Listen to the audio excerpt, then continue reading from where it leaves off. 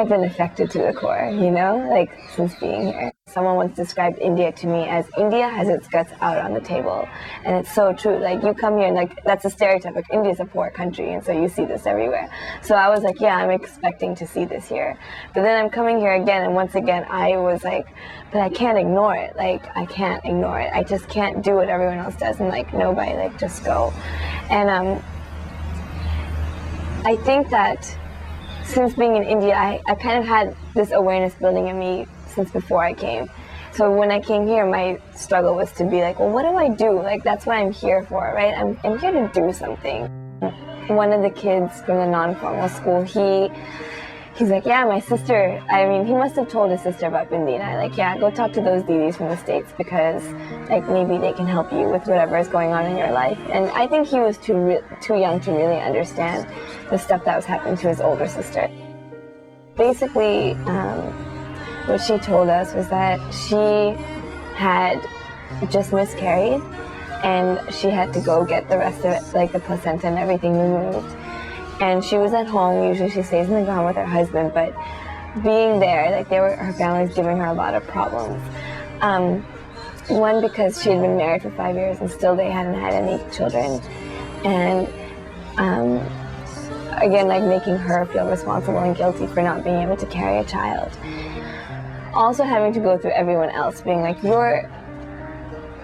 like she actually said this, like her family said to her, you're not a woman because you're not being able to reproduce and have a child.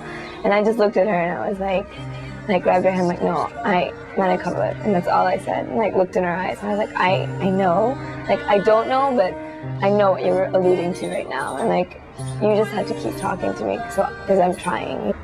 Things that used to really anger me at first about like, why do men have to sit there and why do women have to sit separately? Like I realized, well, only in that space do women confide in each other. And like, even with me, you know, I was rather surprised at how easy they confided in me once I was, you know, alone with them. Like now that I'm in India, my journeys are paralleling my previous ones. Like at times I also feel awkward and strange again. I'm not your typical Yankee, I'm not your typical Desi. And I feel young and old. I play with kids and then I listen to older women cry. And I'm working in a community that's considered to be on the margins. People who have endured hardship that is really difficult to comprehend.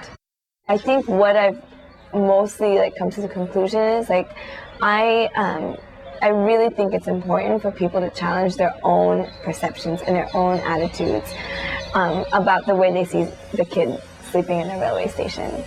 Because once you let yourself be affected to the core, then you can like think about bigger, broader picture things. And so for now, I'm always thinking about how do I connect what I think about to what I'm doing, and like how do I let people know that I love them and I care about them? Like how do I let that kid know that I'm not ignoring you, like you mean something to me.